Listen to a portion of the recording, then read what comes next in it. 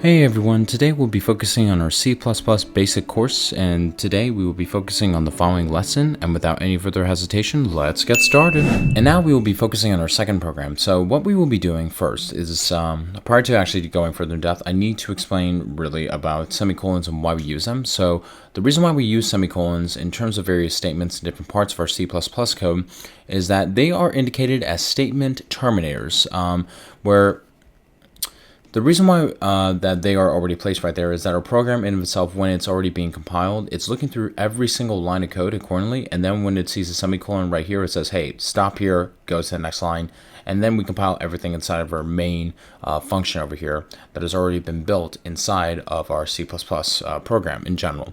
And now, for us to be able to create comments, there are different ways we do so. So we noticed that we created single line comments called inline comments right here by using 2 dashes. And for us to be able to make multi-line comments, what we'll be doing is that we will be doing dash asterisk right here. And then this is a multi-lined comment.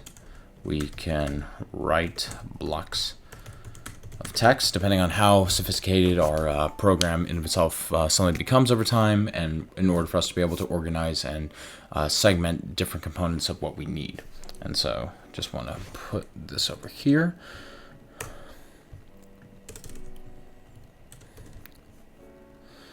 And now, actually I'll just get rid of it real quick. And now what we'll be doing is that we're just going to be doing something very simple prior to us moving over into our third program that we will write, is that we're just going to output the same thing we did before, except for we're just going to say welcome to C++ over here.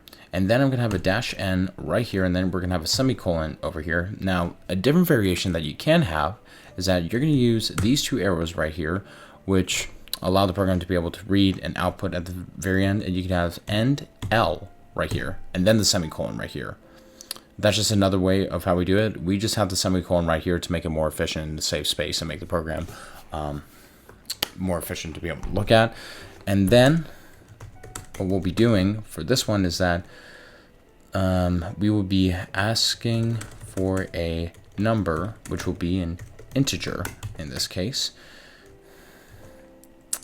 And we're just going to leave it at that point over there. For that's going to be our third program language. So we are going over our second programming language program to be able to output the following of what we need. We need multi-lined following comments as well. And also I'm going to put a dash n right here because of this statement that we have. Program ended with exit code 0. Since we have return 0, that's indicating that the program has been ran successfully. And so let's compile and run this. I'm going to press the play button up here. Build has succeeded. It's going to take a moment. Welcome to C++. And here we are already at the point asking for a number, which will be an integer in this case. And yeah. Another thing too, a reason why we have the space over here, we notice in our different parts of why we have end L, it's indicating that we have a second space that is already set up in place. So we can even get rid of this one right here, and then we can output end L and see what happens, just for experimentation.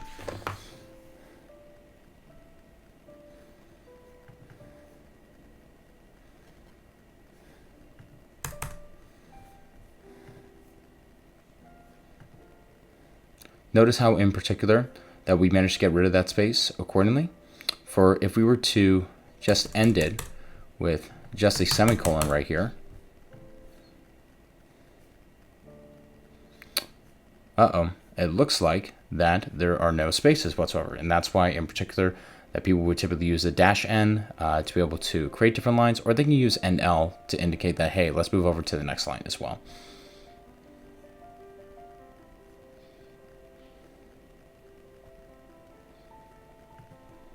So people can use different variations between the dash n that we have over here and the end L as well.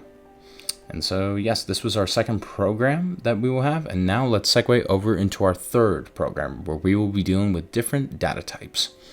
Hey everyone, thank you very much for taking time to watch this video. If you found this video helpful, be sure to feel free and please like and subscribe. And if you have any other questions as well, feel free to put it in the comments section. And as always, take care. Cheers. Bye-bye.